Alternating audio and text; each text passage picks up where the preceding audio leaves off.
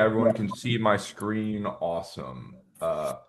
Yeah, so we're the quantitative reasoning like assignment seminar. A lot of us have been put oh, can I get someone to say mute or something? I'm hearing some like feedback coming by. Could everyone yeah, awesome. So pleasure to meet you. My name is Thomas Herndon. I'm in economics. I teach a lot of research methods there. And I'm here with Valerie Allen, Valerie West, and Sara Martucci. We've been working all summer in a quantitative reasoning assignment seminar, developing new assignments that we're going to try to implement in our courses in the fall. In addition, this seminar kind of grew out of a QR working group that started in spring. And the idea was to try to develop quantitative reasoning across the curriculum in the same way that we have writing across the curriculum, right? Like writing should be part of everything we do.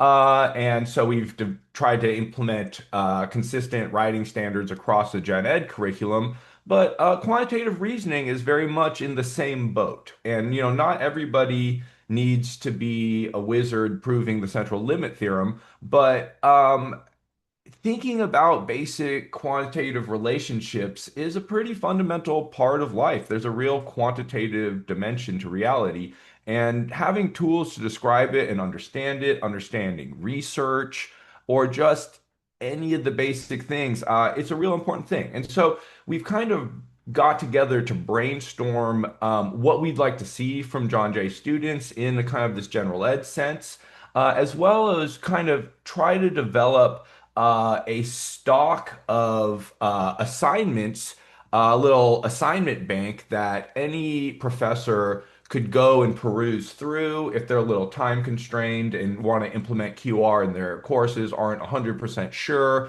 or they have some good ideas, but they want to see examples, etc. The more resources we can provide for other professors, super cool. So the four of us, we've all developed assignments, got a little bit of feedback, and we're here to kind of share it. The assignment that I developed is based on analysis of variance. So this is an assignment that it's actually it probably has the most prerequisites of any of the assignments in this group here because it's basically like the 12th problem set of a 200 level stats course, right? And what I want students to get out of this assignment is one, we start with like a basic review of what ANOVA is and have them go through an example that's in their textbook just to warm them up, let them start with a win and make sure they have their basics. They look at this example from the textbook and fill out the ANOVA table. What ANOVA does is it breaks like if you have multiple groups, right? And so here we have three different servers and we're looking at how many people they service every day. And we want to see if there's any significant differences in the number of customers served across these three folks. The way you can do that is the ANOVA table breaks the total variation in people served into two portions, the treatment variation and the error variation. Now, admittedly, when it's talked about in that sense, it seems wildly unintuitive, right? And when you see the formulas can be even, it can like subtract from your general intuition from this.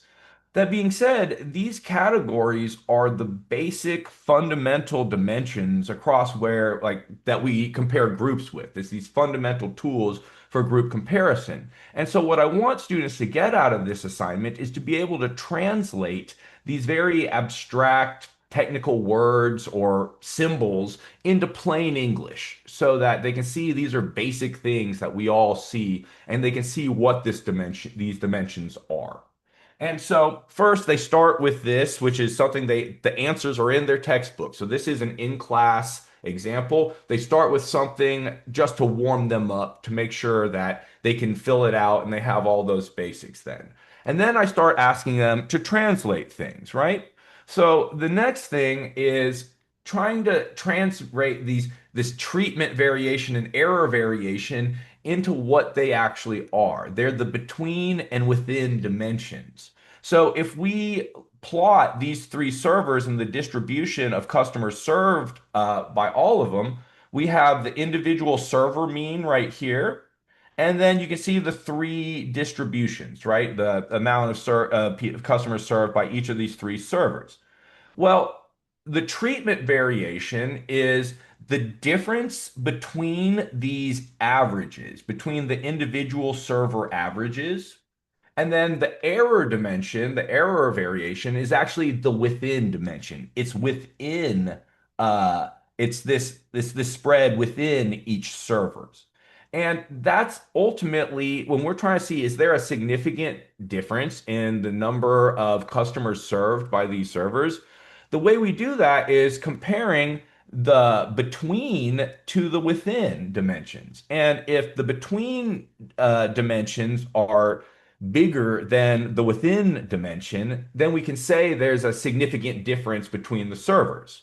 Conversely, if the within variation is bigger than the between variation, then there aren't significant differences between the servers.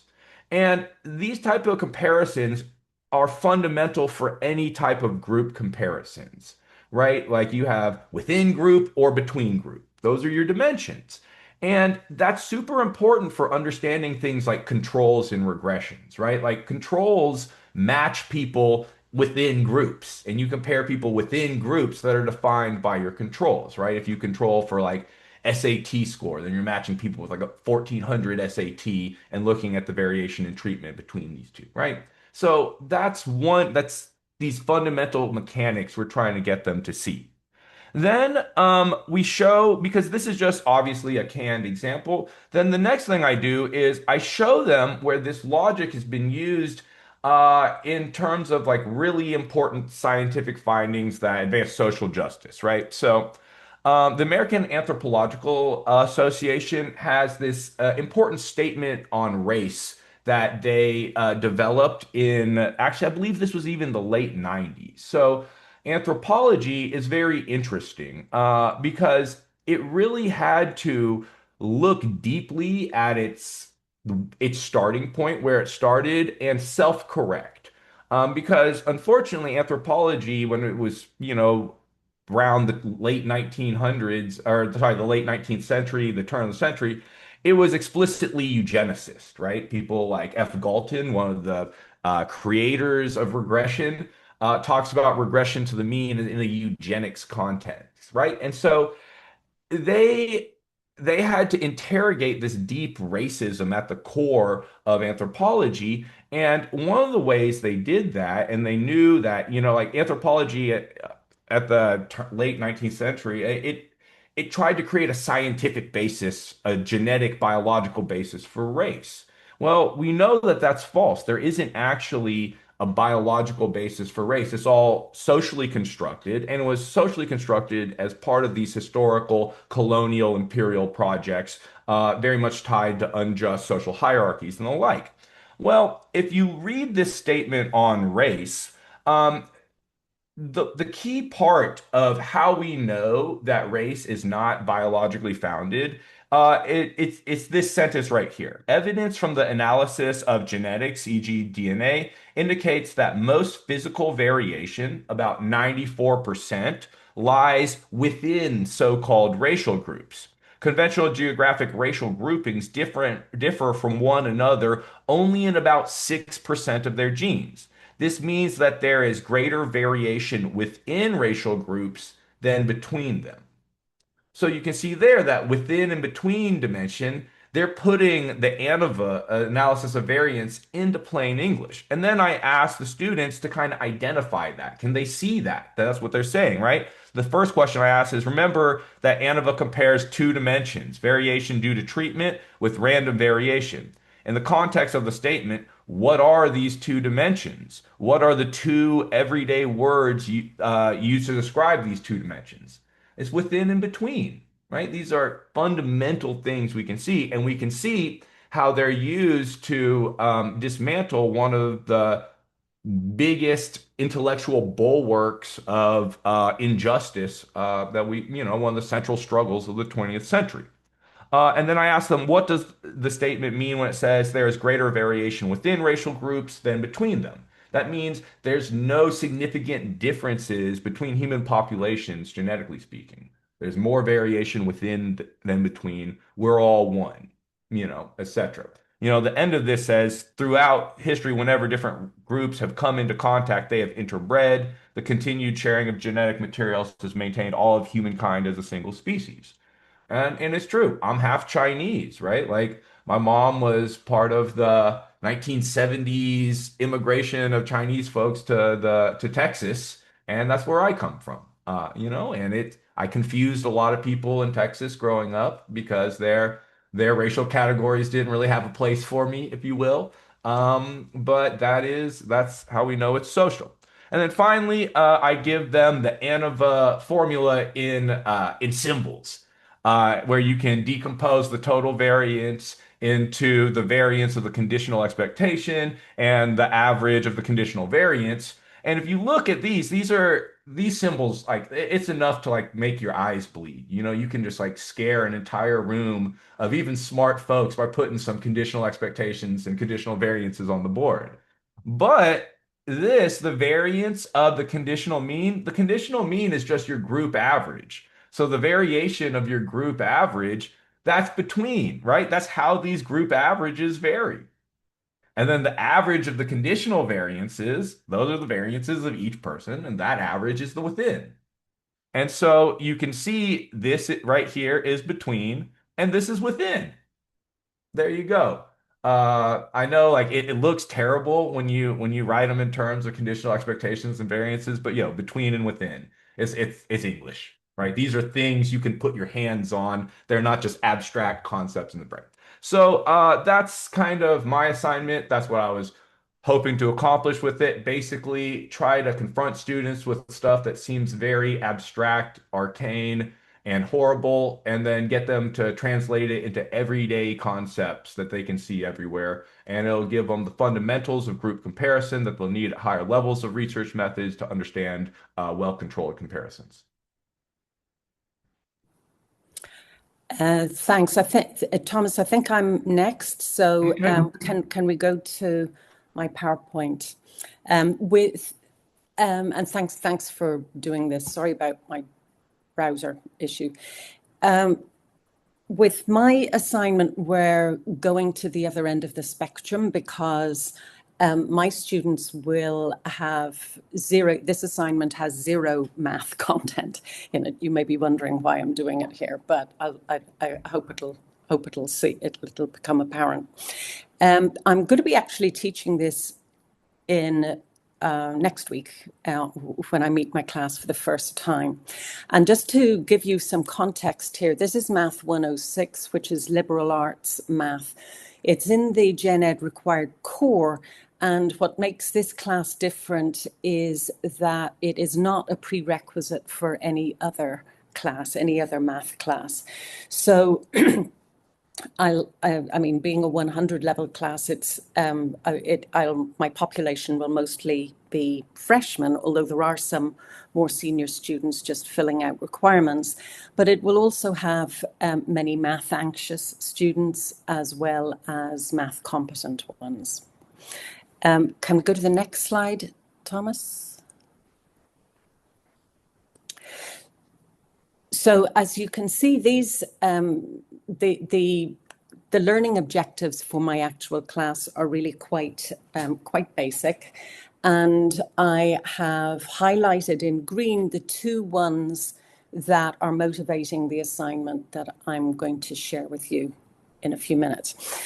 So that's describing things in numerical terms and applying mathematical concepts to your own experience. Next slide.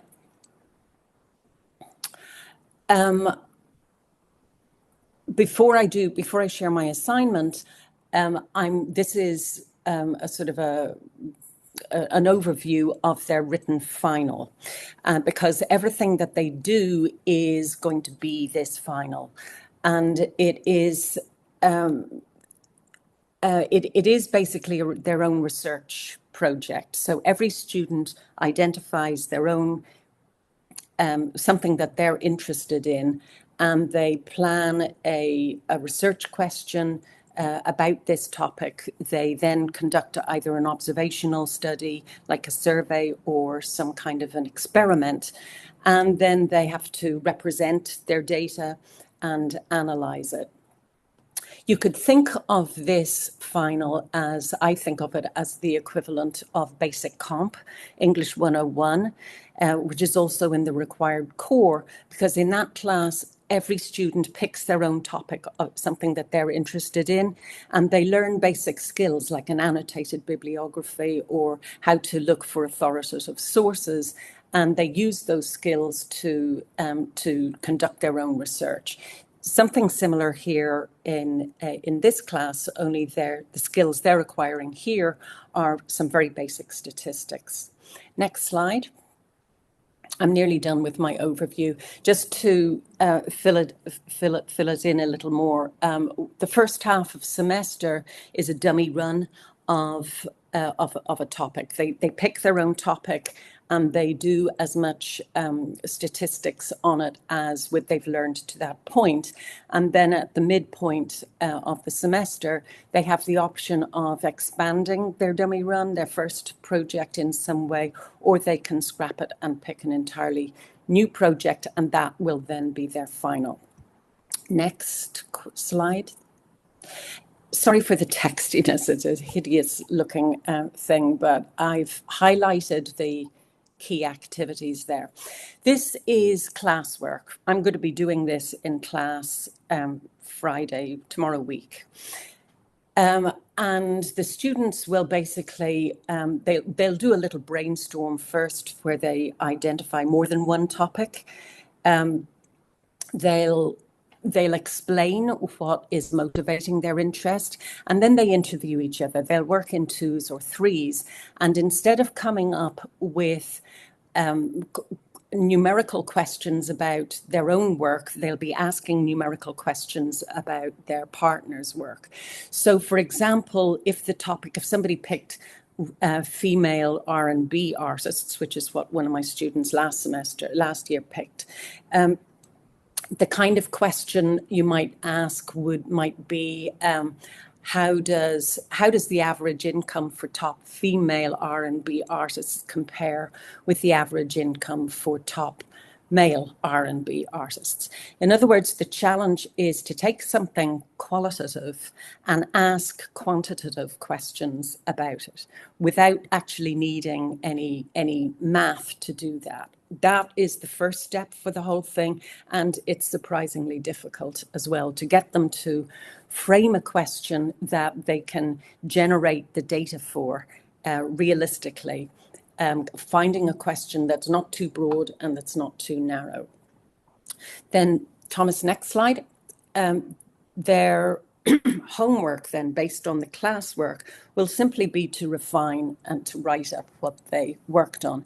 They'll narrow it down by probably just taking one of the topics that they identified, and instead of asking the numeric questions of their partners, they'll be asking them of their own topics. And of course, they're free to use the questions that they themselves were asked in class. The challenge will be to broaden or narrow that question, as always in any research project, so that you can get a target on a topic that will actually give you some specific answers. So with any luck, by the end of them doing this, they'll have at least tentatively identified one statistical population of interest, and they'll have composed at least one quantitative question that can then become their research question for the next few weeks. In conclusion, then, my basic suggestion would be that if you're teaching something STEMmy, like Thomas was, get them to write and talk, just like what Thomas was doing. And if you're teaching something verbal, get them to count and to graph. I'm also teaching a class on English grammar and syntax and style. And one of the things I ask them to do is to count the length of the sentences in a writer's work, a paragraph of their work. And then they take an average length of sentence, they note the range and the distribution, and you can tell an amazing amount about the writer's style and about the genre that they're writing just by those very, very simple numbers. Okay, thanks. I'm done.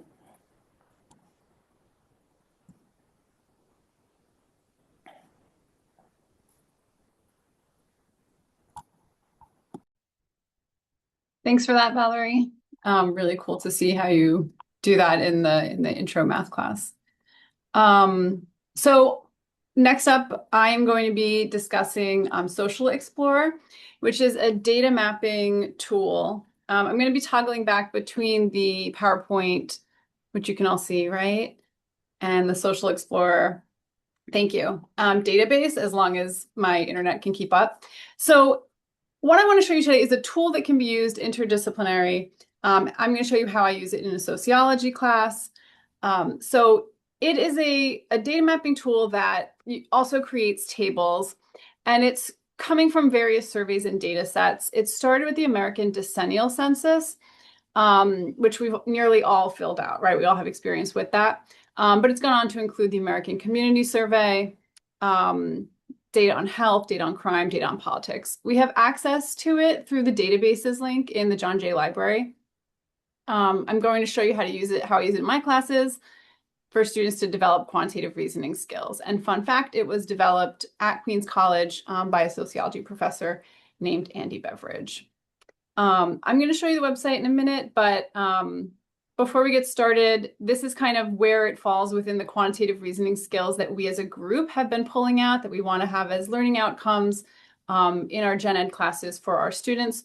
So being able to interpret numbers, being able to verify and explain calculations, being able to collect and present data, and then kind of make these connections to the real world, which I think Social Explorer really helps the students do.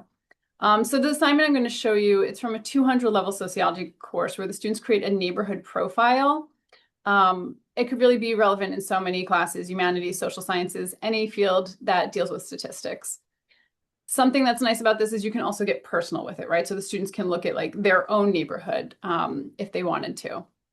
So steps 1 and 2 of this assignment just ask students to kind of poke around in the data, find something that's interesting to them, and then choose what they want to focus on.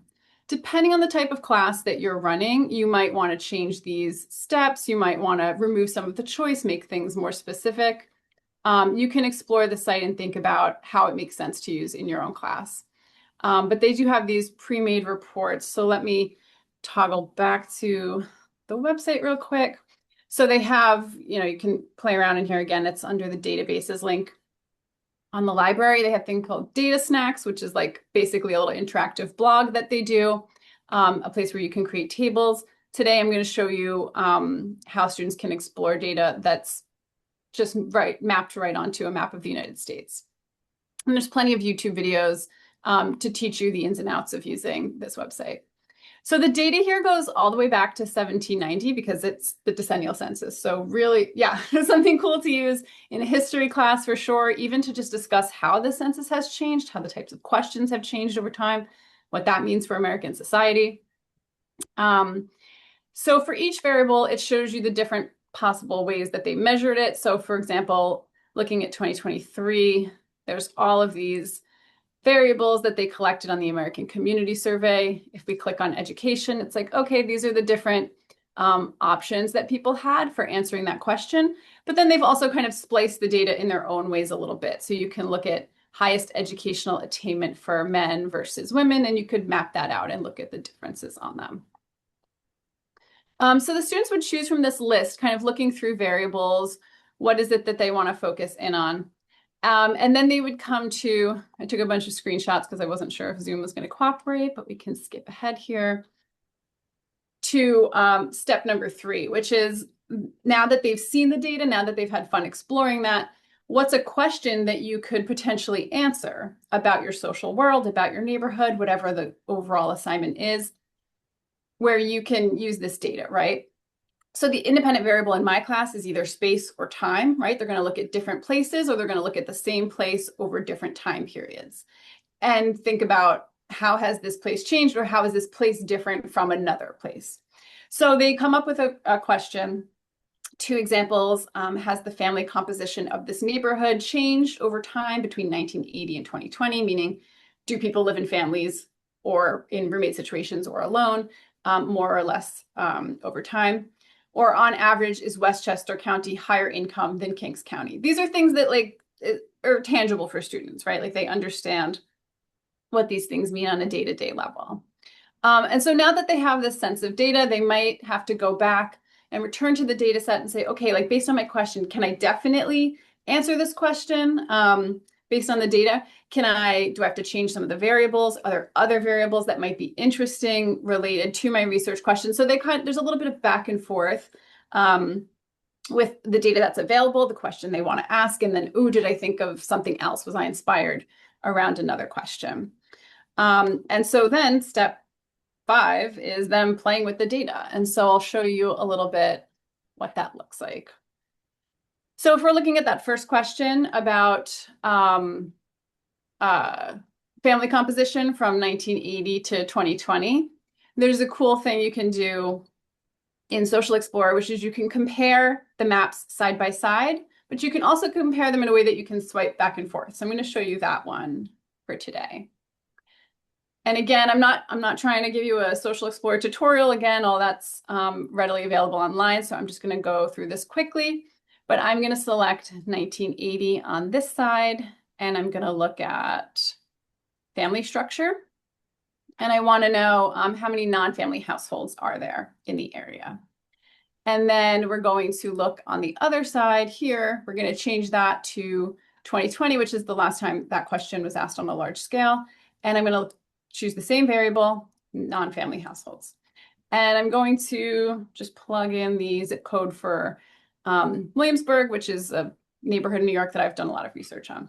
So what we can see now as we're toggling back and forth, right, we can pull up the little map key here, but each census tract as it's outlined here, or it's in zip code for now, but you can change the level. Each census tract here gives a percentage based on that non-family household variable, right? So we can see that in census tract 523 in 1980, only 2.5% of households who had 2 or more people were non-family households. That means not a lot of roommate situations, mostly families living in the neighborhood. And then if we scroll over to the more recent one in 2020, we see 60% of households are non-family households. And sometimes the variables change a little bit over time, so you have to account for that, the way that they ask the question.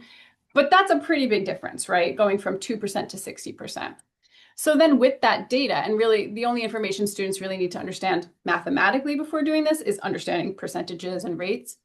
The next step then would be for the students to kind of continue playing with that and have these guiding questions as they look through the maps. So again, these questions might be different depending on what course you're running.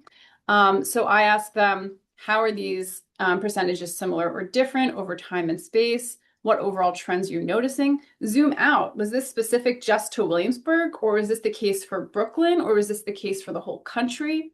Are you finding what you expected? If not, do you have any thoughts? Using your sociological imagination, what could be some reasons for the trends that you noticed? And again, like you can kind of think through what are the questions you would want to be asking students in a history class, in a political science class about the trends that they might be able to note. So that's it for the tool of Social Explorer. I'm happy to share the assignment. I'm happy to answer any questions or help you think through using Social Explorer in your classes. So I think I'm the next person here on the list. Certainly I'm the last person. So I'm going to share my screen, but in some ways it's not all that important because you're just going to see a lot of text. I want to talk about the through line of all of the assignments that we've seen. And our goal was really to get students to start thinking about the world and problems, both quantitative and qualitatively. So using some of the tools from writing across the curriculum, like claim evidence and warrant, getting students to think about how you can look at a social problem or some kind of phenomena, and you can think about it both quantitatively and qualitatively. So this is, I think, like a second assignment of a freshman course where I'm asking them to define a problem, right? That's all they have to do is define a problem and think about the various implications of how they have defined that problem. So, as any of you who have ever heard me talk about any of this stuff know, I'm a little bit of a Bob Moses fan from the Algebra Project. And what he does, at least for younger children, is really get them to think about, um, for some reason I can no longer share, but that's okay. To think about the world, to be able to talk about numbers in the way they talk about everyday life, right? And that's a lot what we're trying to do here. So if you think about what each of us has presented, the goal has been to get students to be able to think quantitatively with some really basic quantitative skills, and then to be able to compare things using numbers. So for this course that this assignment is for, they will have, um, I'm abandoning sharing, so that's okay. Um, they will have already done one assignment where they will describe something and the implications of having described the social phenomena. And in this particular case, they're going to describe the new Davis Center with words, and then they're going to describe the Davis Center with numbers and try to compare that. But what we want them to be able to do is to use the same kind of logic and what we would think about as quantitative reasoning to do both activities. So their first task, as always, and this is based on some reading by John Snow. Most of us know a little bit about John Snow, and the power, I think, for undergraduates in John Snow is how little he knew about the phenomena of cholera before he started his quest to figure out what was going on in London in one of the last cholera outbreaks. So they will pick from a list of guided topics what their problem is, and they progressively start to define that problem, both by first identifying the problem and then thinking about for whom is that a problem. Lots of problems or social phenomena are both for individuals and for larger groups of aggregate people, either neighborhoods, different groups of people, people who work in one kind of place as opposed to people who work in another kind of place. So it gets them to start to think a little bit about this idea of a unit of analysis, but they're really just still thinking about the thing that they care about, whatever that might be. And then from that, thinking about what other factors or variables are related to the thing that they care about. And this is pretty applicable for any kind of work that a student is doing, right? As we know from both history and from, social science courses, you can think about how an individual navigated barriers to women participating in the workforce differently than how women have gained a foothold in the workforce, and look at those things from, it's the same sort of question, but from very different perspectives. And the goal of my assignment that you can't see is for students to be able to understand and verbally refine both a topic area and then what a research question looks like that can be answered, and then to think about what their unit of analysis is and to be able to identify that, and then to think about the factors that would go into that. And it requires that they think about both things in English or language that they're comfortable with, and then that easily translates into some of the other aspects of doing quantitative work with that very same information. What I'm trying to do with this, and I think is a good idea, thank you, Sarah, is to get them to think about the world both with language and numbers, right? Because without both things matter. You have to be able to explain the numbers. And we saw that in Thomas's assignment where where he's looking at, does group membership matter, right? Depending on how you cut your data, can you say there's something different about these groups, or is it just that things vary randomly? So these are important skills and attributes that students will need throughout their academic life and through their regular lives, right? These are choices and things that we make every day. And these are very basic skills. And it starts to build on their capacity to apply more sophisticated techniques as they progress through their training, but never to lose the sort of basic thing. What am I talking about? Um, how do I provide some understanding of that or evidence for that? And is my evidence actually connected to the problem? And we see that in quantitative reasoning all the time, where our students like to marshal evidence, but the evidence may not actually be related to the thing that they are talking about. I want to make sure that we have time for questioning, so I think I kept myself to my allotted 5 minutes. And let's see what we have to say, if there are any questions.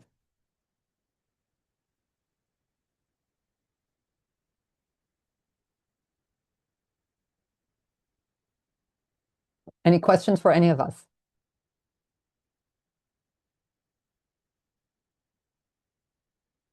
I'll ask a question if no one else has one. Um, I think all three examples struck me as rather advanced from my students' perspective. And find that if there's things students bring to my class that they don't know, that's the easy part. They can learn it. What I really struggle with is that students bring false beliefs to my class, and it's really hard to get them to unlearn it. And I spend at least 8 weeks on univariate statistics, and many of my students are convinced that all of statistics is about the relationship between an independent and dependent variable, and they have a terrible time. It takes them 8 weeks to wrap their head around the concept you can have a univariate statistic. So I wonder if you just have any thoughts about that, and if you've had similar experiences and how you've met that challenge. Yes, I share this, right? My students come, they have lots of ideas. And I think the best response in a class once, I was using, again, for this is a freshman experience course, I was using Gapminder, which is sort of, univariate statistics on a bunch of contemporary issues, right? And a student spontaneously burst out, "You're lying to me," which made me extraordinarily happy, right? Because students know what they know, they're dedicated to knowing what they know. And so the challenge is always to use numbers in a way that get them to think about what they know in a different kind of way. I personally really like univariate statistics. The challenge is always is that they tend to be weaponized and used as like, well, 75% of X, is the proof positive of whatever it is that I'm talking about, right? So I share this with you, and I think it's a really good and challenging point for all of us. And I don't think our students are unique in that, right? So the first challenge is to try to, and I do this in a later assignment in the course where I get them to respond to a survey about what they think, and then see what the univariate statistics show. And you'd be shocked to know that those are very different things. And that's the issue of ideology, right? Because they have an ideological commitment to a certain belief system, whatever that is. And then the data doesn't always support exactly that perspective, right? You see that a lot with deterrence. There's a reticence for them to challenge deterrence as a concept. So it's really hard, I think, is my answer to you. Yeah, I think it takes time and course structure. Like, I mean, I'm a little bit luckier in that I get to design a course sequence that starts at the very foundational level, 100 or 200 level, and then brings it all the way up to the graduate level too. And a lot of what I do at the lower levels is just really emphasize the fundamentals.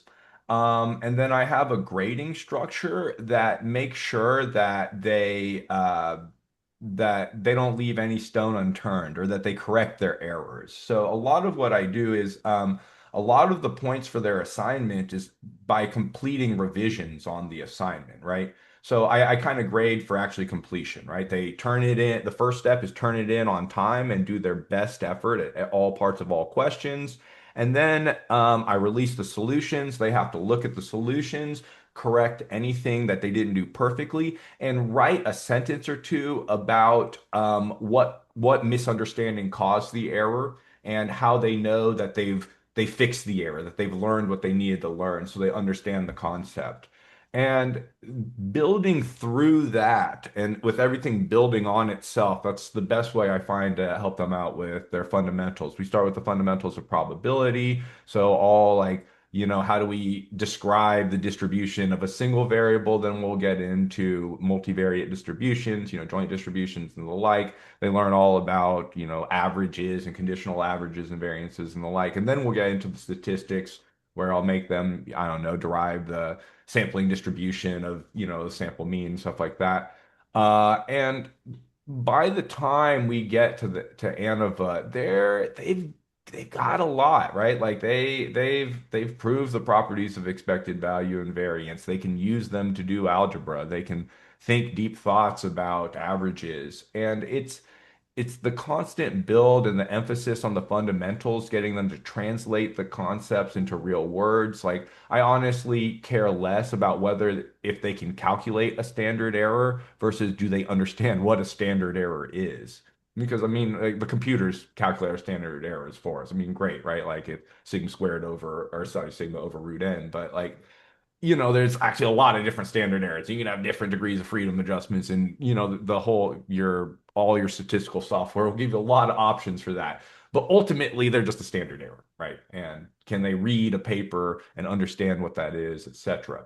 But a lot of it is focusing on the fundamentals, and then in the 300 level and higher, we get into the deep questions about how do we know does X cause Y and all the causal inference stuff that they need to make well-controlled comparisons and write good papers. And also, how do you read papers, right? Like so many papers, they present correlations and say, hey, that X and Y are correlated, so they'll try to get around somehow avoiding correlation. Like, no, but it's actually a causal thing. But now students can sit in their research seminar and give them yellow cards and be like, actually, no, it's endogenous. That doesn't pass muster. And it's cool. It's nice to be able to give kids those skills. I'll just jump in briefly because my students are really only working with one variable in their projects. So they've got no problem with this kind of statistics. But I try at the end, the last step of their final, after they've decided whether or not the data that they analyzed confirms or disconfirms their hypothesis. I ask them in their conclusion to think about how they could run a more complicated version of their question, so of their research question. And that's often where they begin to start seeing how their single variable might actually be too broad and that can actually be broken down into other kinds of variables, and how the cause effect relationship could complicate their initial finding, but in many ways that's their conclusion as a way to go forward.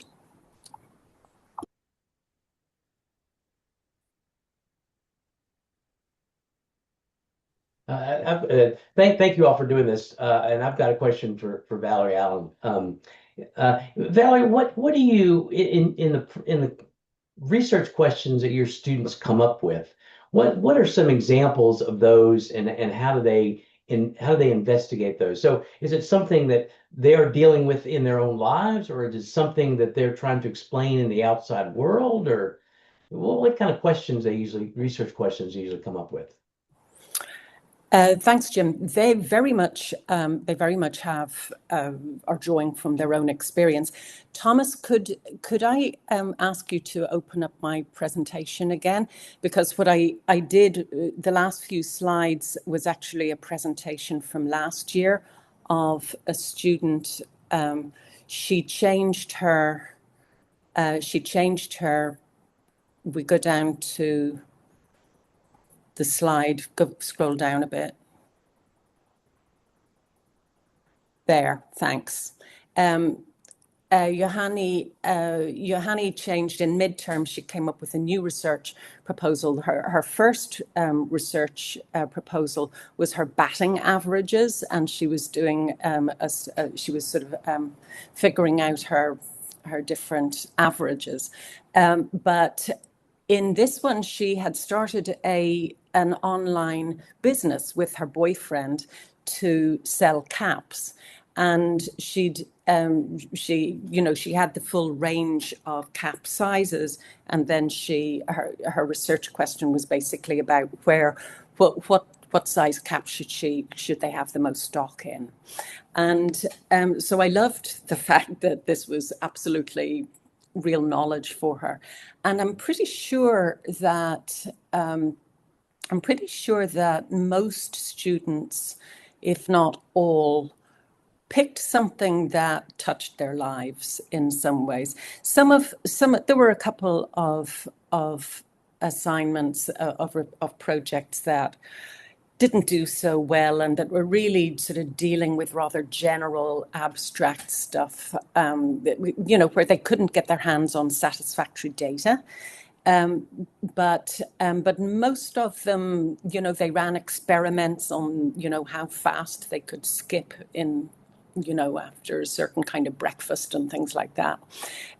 So given the opportunity, they'll pick something that touches their lives, but it does make the grading very difficult. Valerie, I love that example so much because so many of our students come into John Jay, or students graduating in the United States right now, going to any college, come with so much math anxiety. And when they hear that they have to take a statistics course or a math course, they just immediately freeze up at the thought of it. And so seeing these examples of the ways that they can relate these concepts to their real lives and making that a tangible part of a QR assignment, really helps to kind of start to break down those walls. Because when my students are doing the social explorer assignment in urban sociology, they're not thinking that they're doing math. They're not really thinking that this is a hard quantitative skill that they're learning. But being able to actually look at the facts in a world that's full of misinformation and look at the data that supports or disproves a claim is such an important skill. And they're learning that, but they're doing it in a way that's connected to who they are or the neighborhood they live in or the city that they're part of.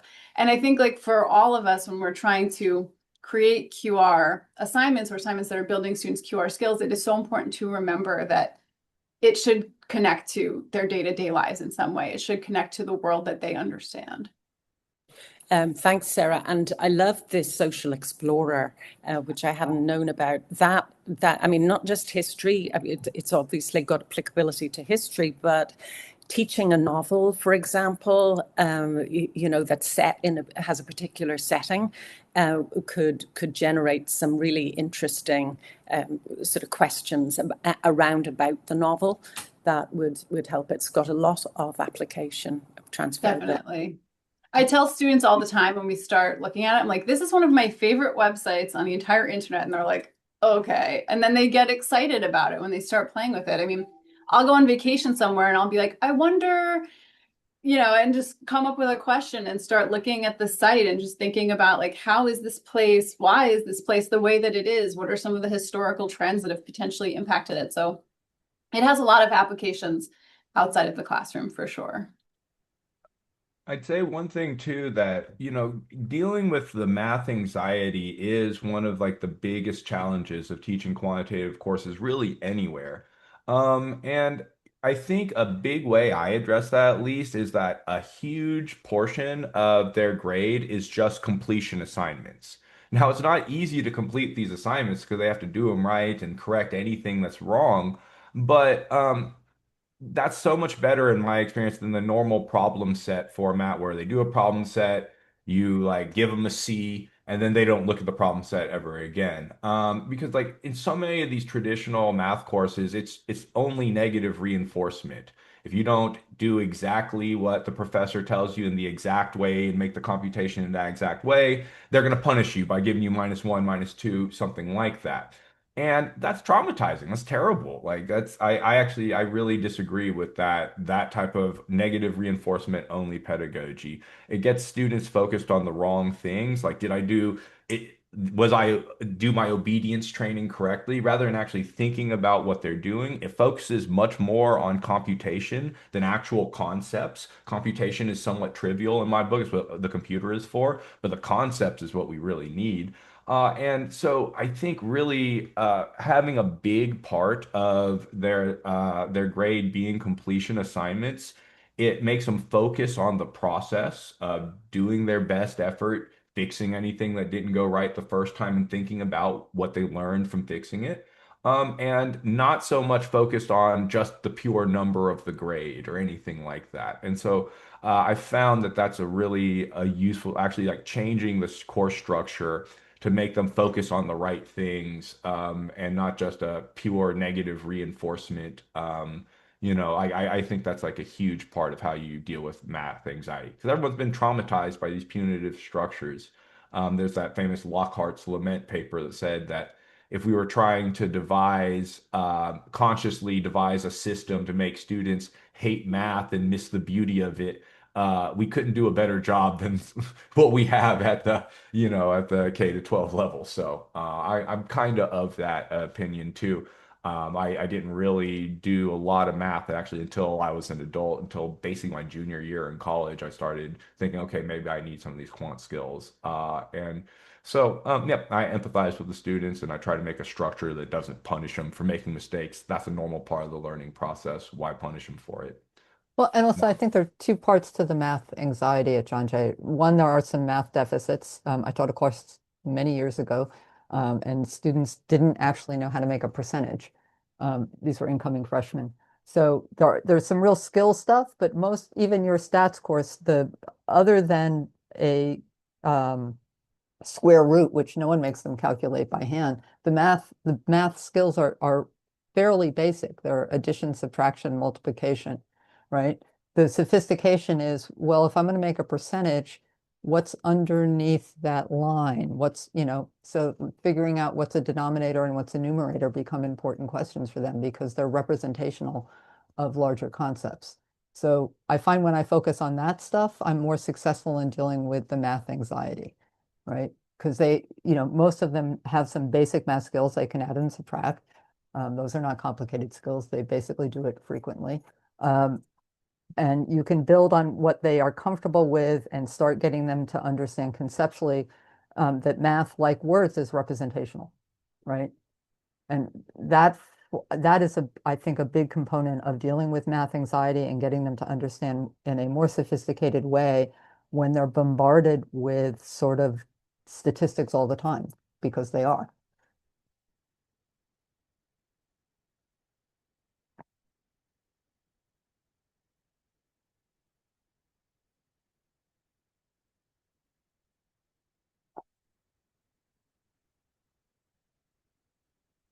Other observations or questions?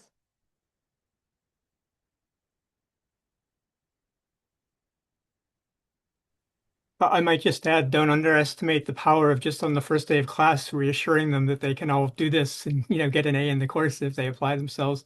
You can just sort of feel that sense of relief when they hear Yep. those words. Yep.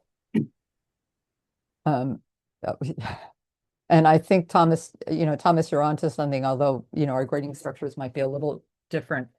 I give them credit for handing in assignments, and I don't, and it's just that they hand it in so that I can get them away from, I don't want to let anyone know that I don't know how to do this, so I'm not handing in my assignment because I couldn't figure out how to do it. Right? Because that's usually, there's a number of reasons students don't hand stuff in, but one of them is I couldn't figure out how to do it, so I just didn't do it.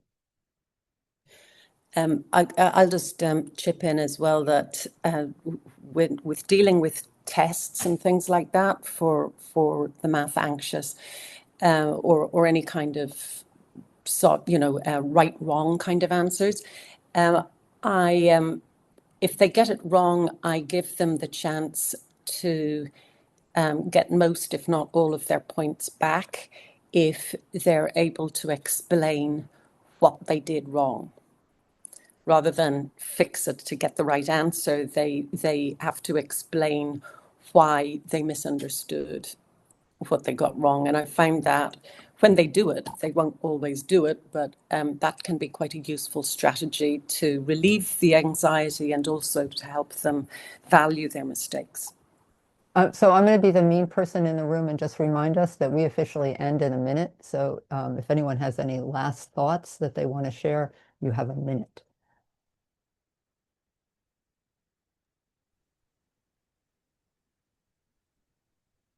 Thank you all. This has been so interesting. Thank you. Thank you all for coming at 9 a.m. for on one of the last days before the semester begins. Appreciate you being here.